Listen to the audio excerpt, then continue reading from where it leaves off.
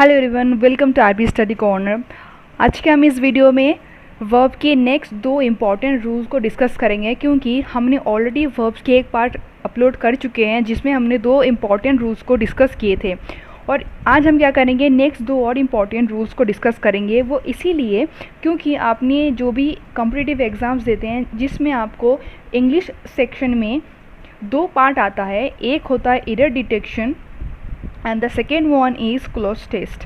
ठीक है, इन दोनों चीज़ों में ही आपको डायरेक्टली और इनडायरेक्टली वर्ब के रिगार्डिंग काफ़ी सारे हेल्प मिल जाती है। कैसे? अगर आप एरर डिटेक्शन करेंगे तो वहाँ पे डायरेक्टली काफ़ी सारे एरर आपको मिल जाएंगे जो कि वर्ब्स को आइडेंटिफाई करता है, तो वहाँ से आपको फाइंड आउट करने होते हैं जो कि आप बिना रूल्स को सीखे कर नहीं सकते हो। क्लॉज टेस्ट में कैसे हेल्प करता है? क्लॉज टेस्ट के लिए नॉर्मली आपको आपकी वोकैब्स बहुत ज़्यादा स्ट्रॉन्ग होने चाहिए, आपको काफ़ी सारे वर्ड्स की इन डेप्थ नॉलेज होने चाहिए ताकि आप वो चीज़ों को कर ले जाओ। लेकिन क्या होता है, कभी कभी काफ़ी सारे वर्ड्स को हमें याद करने की ज़रूरत नहीं होती, हमें थोड़ा सा ट्रिक फॉलो करनी पड़ती है।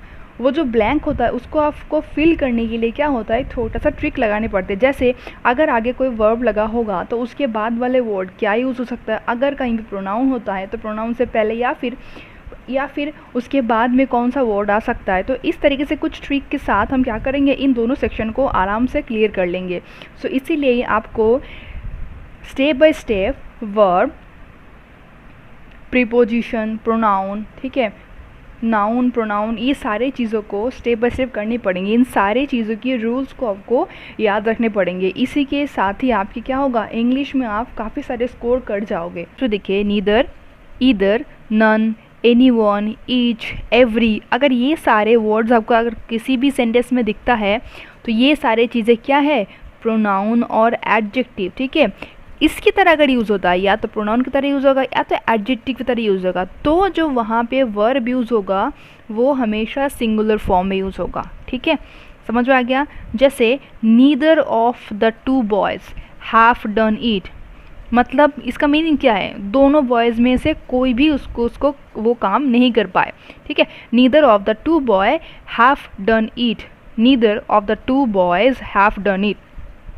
दैट मीन्स ये जो बॉयज़ हैं यहाँ पे, इसके साथ नीदर यूज़ होते ही ये जो वर्ब है यूज़ हुआ यहाँ पे हैव, ये कन्वर्ट हो जाएगा हैज़ में, हैव कन्वर्टेड इनटू हैज़। समझ में आ गया? ठीक है, नेक्स्ट रूल क्या है, एक और है, ये तीसरे रूल के अंडर में ही आ रहा है। एक और है, अगर none is used with countable nouns, अगर काउंटेबल नाउन के साथ यूज़ होता है none, both singular and plural verbs are correct.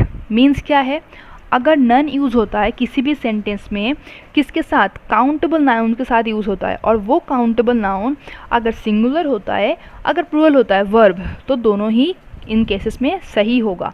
ठीक है, लेकिन अनकाउंटेबल नाउन के साथ क्या होगा, हमेशा सिंगुलर वर्ब ही करेक्ट होगा।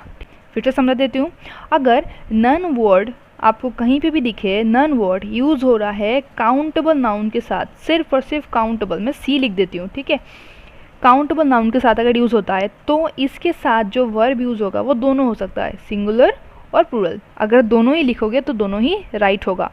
लेकिन अगर ये वाला वर्ड यूज़ करते हो अनकाउंटेबल नाउन के साथ, यू सी, अनकाउंटेबल नाउन के साथ, तो हमेशा वो जो वर्ब यूज़ होता है वो वर्ब यूज़ होगा सिंगुलर फॉर्म में, उसमें आप प्लूरल फॉर्म नहीं कर सकते हो, सिर्फ और सिर्फ सिंगुलर करोगे। क्लियर? समझ में आ गया? एग्जाम्पल देखो, none of work is completed, none of work is completed. ठीक है, ये राइट है और रॉन्ग है? डेफिनेटली ये राइट है। ठीक है, ये करेक्ट वर्ड है। क्यों? इसके साथ क्या यूज़ कर रहे हो आप, सिंगुलर फॉर्म यूज़ कर रहे हो, और ये किसके लिए यूज़ हो रहा है, वर्क के लिए यूज़ हो रहा है। नन ऑफ वर्क, ठीक है, इज़ कम्प्लीटेड, कोई भी वर्क कंप्लीट नहीं हुआ है। None of the boys has or have done homework, none of the boys has or have done homework. That means इसका मतलब क्या है, दोनों यूज़ करोगे? नहीं, अगर आप नन ऑफ द बॉयज़ के साथ हैज़ यूज़ करते हो तब भी ये करेक्ट है, अगर नन ऑफ द बॉयज़ के साथ हैव यूज़ करते हो तब भी ये करेक्ट है। तो तीसरा रूल क्या है, उसी थर्ड पार्ट में है। तीसरा वाला पार्ट क्या है, when each is used after subject the verb is plural. मतलब क्या है, अगर ईच यूज़ कर रहे हो सब्जेक्ट के बाद, तो जो वर्ब आएगा वो ऑलवेज क्या होगा, प्लूरल फॉर्म में होगा। ठीक है, कैसे, जैसे देखो दे ईच आर ऑनेस्ट, ठीक है, दे के साथ क्या यूज़ हो रहा है, आर। क्लियर, क्यों, क्योंकि ये किसके बाद में आ रहा है, ईच कहाँ पे आ रहा है, दे के बाद आ रहा है। जैसे ही वो दे के बाद आता है तो क्या हो जाता है, प्लूरल फॉर्म में यूज़ होता है वर्ब। ठीक, we each have taken our bags, we each have taken our bags, यहाँ पे भी अगेन वी एक सब्जेक्ट है, वी के बाद यूज़ हो रहा है ईच, और इसी वजह से वी के लिए यूज़ होता है जो वर्ब, वो क्या है, वो है प्लूरल फॉर्म।